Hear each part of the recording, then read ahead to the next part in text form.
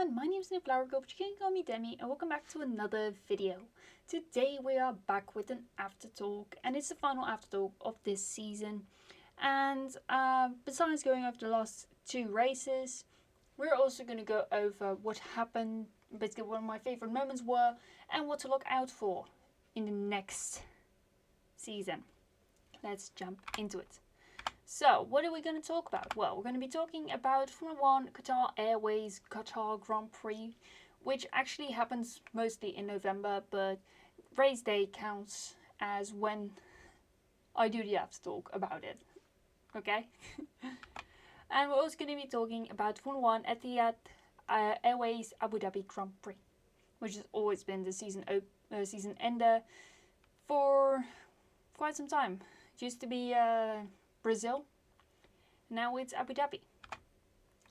I don't have any photos to show you, but we are going to look at the final driver standings and final constructor standings. And then we're going to go over my favorite and least favorite moments of the season. Now, I have written down a couple, but there are also a few that I want to tell, that I do want to say. And then what to look forward to in 2025. Let's go. You can see the track there already. Qatar Airways, Qatar Grand Prix. It was the final sprint weekend of the season. Perez was out in SQ1 again. How unsurprising. Lando took pole for sprint, Russell second and Oscar third. Colapinto and Perez pit lane start. Perez had a very late reaction to the lights in pit lane, and Colapinto overtook him in the pit lane as a result. Kind of foolish, really. It ended up being a McLaren 1-2, and Russell was third. And then also F1 Academy title to Abby Pulling, but it got later taken away as the second F1 Academy race got cancelled. But that wasn't the reason. The reason was actually that they added a third race to the Abu Dhabi Grand Prix. Meaning that for the fastest 3 lap times, if you were the fastest 3 times, you will get points. And that was basically 2 points. So Dorian Penn had a chance again. But that was quickly thrown away because Abby Pulling got pole in all 3 of them. So, yeah. She is the champion nonetheless. Now we're going to go to Perez. This is basically Saturday. Still. Perez went to Q3. Finally. Took him bloody forever. Max seemed to be on pole for the Sunday race, but got a 1-place grid penalty for beating Russell on his out lap. Yeah. As a result, Russell would be on pole. It's completely unreasonable, because they were both on their out laps. Russell wasn't even on a timed lap, so why would he get a penalty for impeding? Probably because his name is Max Verstappen. It's just unfair. Like, you don't treat people like that. You treat everyone as equals. You don't treat everyone differently. You treat everyone as equals. Anyway, to the race start. Ocon and Colapinto, as well as Nico Hülkenberg, collide at turn 1. Hülkenberg had a puncture while the other 2 retired. Safety car deployed. Yeah, safety car. It's been a while. There was a moment in the season where there was like a full-on, basically since Canada, there hadn't been a safety car until a certain moment. And that's just insane. Albon got spun by Stroll, and Stroll seemed to be at fault. It would later turn out to be true, because he got a penalty. Bottas and Lawson also collided on the restart on lap 5. No virtual safety car or safety car, as they both got away without issues.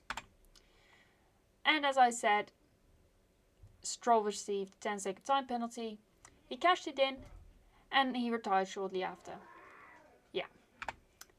Hamilton had a false start, which is 5-second time penalty. Yeah. 5 bloomin' seconds. Lawson got a 10-second time penalty for the collision with Bottas. Alex lost a mirror. Alex Albon lost a mirror. The car was in an unsafe condition because you have no view of what's behind you there. I know MotoGP don't drive with mirrors because like they'll break the moment they turn the first corner. They'll break off. But in Formula 1 it's different, okay? The cars are wider and stuff. I don't know what the exact reason is why they have mirrors. I think it's just safety, maybe. But the car is in an unsafe condition. We've seen before that you would get the meatball flag. But Albon did not. He didn't even retire or got penalised for it. After Bottas drove over the mirror, it completely shattered because it's all carbon fibre and the moment that breaks is absolutely everywhere and it's really sharp. As a result, both Hamilton and Sainz got a puncture, probably, on the front left. And this is only just the beginning of the chaos. Okay? It's just the beginning. The safety car was called for debris on track. They went through the pits. As a result, pit lane was closed for stops. Usual stuff, you know. There was a virtual safety car on lap 40, which is right after safety car went back in. It's actually still when the safety car was out. It's like safety car ending period. Perez spun and Hulkenberg beached it. It then turned again into a full safety car. This race is just making up for the lost virtual and full safety cars. Lando Norris got a 10-second stop and go penalty for failing to slow under yellow. To be honest, race control was at fault there. They should have called the safety car for debris sooner. Because, come on. They were just waiting for it to happen that the mirror is going to be run over. They were just waiting for it to happen. Okay? But basically, a stop and go penalty, it's not like you have to do a pit stop for it. That's what I used to think, but a stop and go is basically you stand on your slot for your pit stop and you stand still for the amount of time. In this case, 10 seconds. Which is long, let me tell you. For a driver, that's really long to stand still for 10 seconds. And then after 10 seconds, you go out again. No changes done to the car. It was basically race over for him. Though he did make a comeback to like 5th till 10th place-ish. I think he also got fastest lap for that too. But there's worse penalties than stop and go. Ask Lewis Hamilton. He got a drive-through for speeding in the pits during the safety car for debris on track. Yeah. Gotta hurt. Albon got a 10-second time penalty, not for the mirror, but for forcing another driver off the track. Sauber finally got points thanks to Zhou Guanyu. He finished in P8. I was rooting for him. I was cheering when the flag appeared behind his name. Yeah, I was for real just cheering. Because, you know, I don't want any team to finish a season with no points. It's just sad. Max Verstappen won the race, Leclerc second, and Oscar third. And then a bit of karma. Russell, a 5-second time penalty for a safety car infringement. Which is probably like driving too close to another driver or something. Overtaking. I don't know exactly what the infringement was. I could go and check real quick. I had to reinstall the Formula 1 app because it wouldn't open. Oh yeah, now I need to put that back in there. That list on my phone. There we go. Open it again. Let's see, guitar, race, lap by lap. I think that's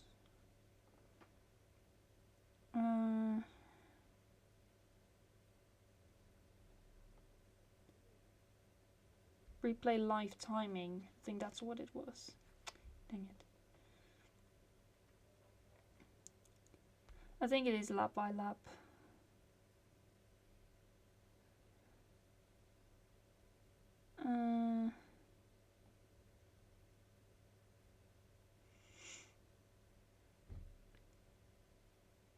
Well, where is it?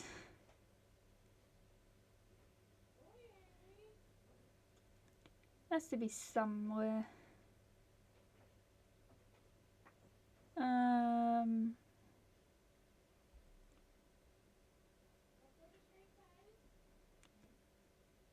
Yeah, there's not anything to say about it.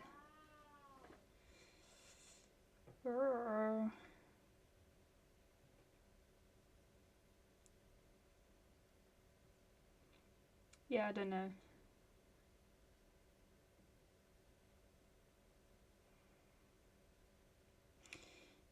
Yeah, I don't know. I don't know what it might have been. Either too close or not. Anyway, you got penalised for it. And now we go to Abu Dhabi.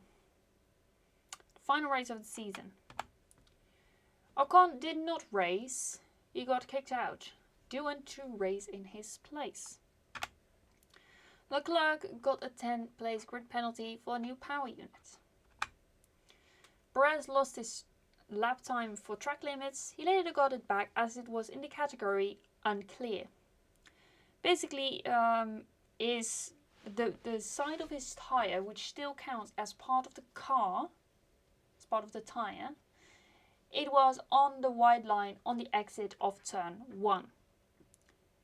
And thus, he got his lap time back. Thank God for that too, because otherwise he would be out in Q1 again.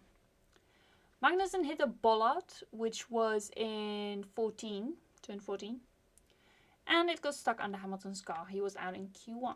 Lewis Hamilton then. He couldn't set a proper lap time because of that bollard. No penalties were for that too. Bottas and Perez to Q3. Yay. Leclerc lost his lap time, meaning he was outside of the top 10 track limits. But also, the commentators were like, he has to start in Dubai now. Especially the Dutch commentators that said that. It's basically like, he has to start in Dubai now. Because he was he started like last on the grid. Yeah. Max had a massive moment in turn 16 on the exit. He nearly went into the pit wall. He got fastest lap though, but no pole. Because that went to Lando Norris. And Oscar Piastri second, meaning it was a McLaren front row. Sainz was third. Hulkenberg fourth. He had a shot at the podium. Finally. Yeah. That man has the most Grand Prix starts without a podium. It's just painful to watch, honestly. And Max was fifth. But then news struck. He got a 3-place grid penalty for overtaking cars on pit exit. Apparently, the FIA does not allow anyone else to do that except for Max Verstappen a few years ago. Yeah. Max and Oscar collided on the race start. Both spun around. Max threw a 360 and got going again. That was on the exit of turn 1. And Oscar ended up near the last place. In my opinion, Oscar should have left the room for Max. Because all the time you have to leave a space. Even though they're on the inside, you have to leave the space. Okay? I'm just quoting Fernando Alonso here. I'm pretty sure you would agree with me. You have to leave the space all the time. Perez got spun by Bottas and Perez later retired. This was turn 7. Yeah. like between 6 and 7. The Fojo safety car got out again. Colapinto had a puncture due to Oscar hitting him. And then we go to the penalties. Max got 10-second time penalty for the incident with Oscar. Bottas for the incident with Perez. And Oscar for causing Colapinto's puncture. Colapinto then retired on lap 28. He has done he's done great work for Williams. You'll be saluted. I actually saluted in real life. Yeah. Lawson got sent out on track with the tyre not properly mounted on. Yeah. It's a mistake of the team. They did not do it correctly. Bottas and K-Mag collided. Both made it to the pits, but Bottas retired due to suspension damage. Front right suspension was broken. Lando wins the final race of the season with Sainz second and Leclerc third. Hamilton in fourth, and after the race he threw some donuts. I was really hoping that Lando and Sainz and Leclerc would also do donuts, but no, they weren't allowed apparently. It's just Hamilton. And Russell finished fourth. I think Max sixth. Yeah. Leclerc done a massive race. Yeah. But with that, McLaren sealed the Constructors' Championship. Anyway, let's go and look at the driver standings. Oh, I've done it wrong again. I've done it wrong again. Next time I will move. You guys can see my mouse, right? Next time I'll move the standings here, and then the title like over here for this. Yeah. Anyway, Max is the champion with 437. Then we have Lando Norris with the same numbers, but just ordered differently. The 4 is at the back instead of at the front. Easy way to explain it, honestly. Leclerc in third with 356. Then Oscar with 292. Sainz 290. Russell 245. Hamilton with 223. And Sergio Perez, the only one still in the hundreds, with 152. Then we go to the guys who did not get 100 points. Fernando Alonso with 70, Pierre Gasly 42, Hülkenberg 41, Tsunoda 30, Stroll 24, Ocon 21, Magnussen 16, Albon and Ricciardo 12, Behrman 7, Colapinto 5, Zhou and Lawson 4, and then we have the 0 pointers Bottas, Sargent, Doohan. Final constructed standings. McLaren with 666 points. No one has picked up on that. No one has picked up on the fact that McLaren finished this season with 666 points. Remember in the last Aftertalk, where I said like, ooh, Red Bull might be happy they did not pick up 111 more points. Well, this is basically the result of it. Ferrari with 652, they were close to it too. Red Bull Racing with 589. Red Bull Racing 468. And then we go to the teams that did not get into the hundreds. Aston Martin were close though.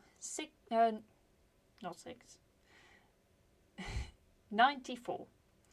Alpine with 65, thanks to that double podium in Brazil. Haas with a lovely number, 58. Then we have Racing Bulls, or VCARB as you want to call it, with 46. Williams with 17 and Sauber with 4. Yeah. I also did a bingo. I did not get a bingo. I made a bingo card. I do that practically now every year. But I did not get a bingo, unfortunately.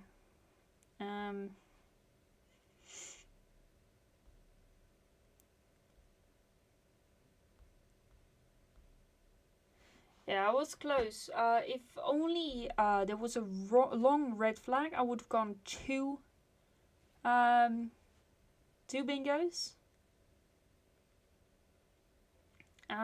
And if there was a drain cover getting loose, I would have also gone a bingo. But no bingo this year. I'll try again next year. Anyway, my favorite and least favorite moments. My favorite moments were the Qatar chaos. I love a bit of chaos during racing. Just moments where you're like, what the hell is going on? Like your brain just doesn't like it cannot process it fast enough to understand what's happening. That's what I love about racing. Like sometimes that happens, and I really like that. Also, one of my favorites was the Brazil rain race. I just love rain races. Okay, especially because then the real driver comes forward. The real driver, you will see their actual skills. And Max Verstappen showed that, and also the Alpines. Apparently they're good in the rain. Lewis Hamilton winning with Mercedes one last time, especially in Silverstone. That was also chaos and rainy. So that was like an actual really good race. Normally I'm not really like normally I'm not like Silverstone is a great race all the time, but this one was the best so far. Oscar Piastri becoming a Grand Prix winner, same for Lando Norris, and I'm both in the same season. I mean, the last time that happened was when I wasn't even born yet. It was like 2001. And then also the last one I wrote down was Charles Leclerc winning in Monaco and Monza. And then one of my favorites, which I didn't write down, was Ollie Behrman racing for both Ferrari and Haas, and then later getting signed by Haas. Ollie is my favourite for next year. Yeah. Then we go to my least favourite. Obviously, media being the source of hate. They just throw fake news everywhere. And then also race control not being consistent enough. You know, like giving a penalty to that person and then someone does the exact same thing. Like another driver does the exact same thing but doesn't get a penalty. That kind of consistency, that's what we're missing. So, with that being said, let's go to what to look out for in 2025. I haven't mentioned it in here, but I think it's worth a mention on its own. We're going to get a Brazilian driver again. Formula 2 World Champion Gabriel Bortoleto, McLaren Jr., has signed with Sauber. I think it's still Sauber. Yeah, it's still Sauber. Yeah, he signed with Sauber. The last time we had a Brazilian in Formula 1 was, I believe, Felipe Massa, and I can't remember what year, either 17 or 16. No, I think 17. Stroll was still with Williams.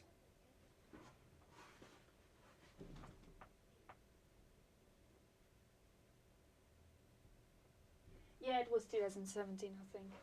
I have an advent calendar, which is basically that. Yeah, Felipe Massa, Williams. This advent calendar is from 2017 ish. Doesn't say though. Yeah.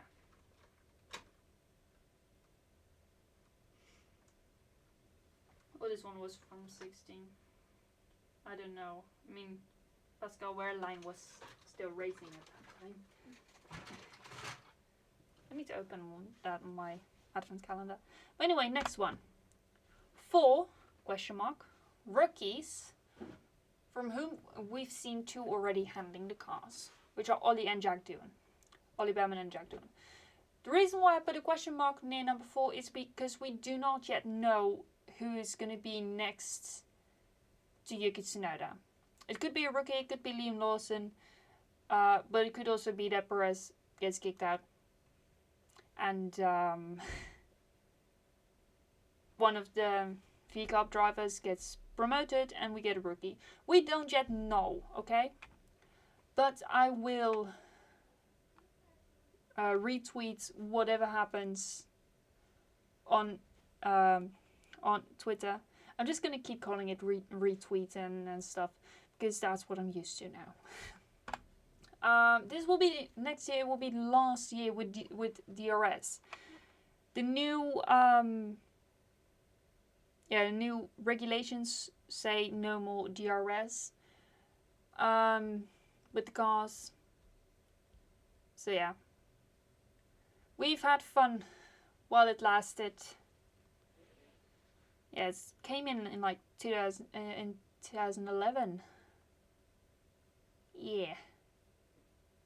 Michael Schumacher was still racing at that time. Holy cow. And then also, personally, my favorite thing to be looking out for, I'll be having a feature race on my birthday. I've looked up in like the whole calendar history stuff of Formula 1.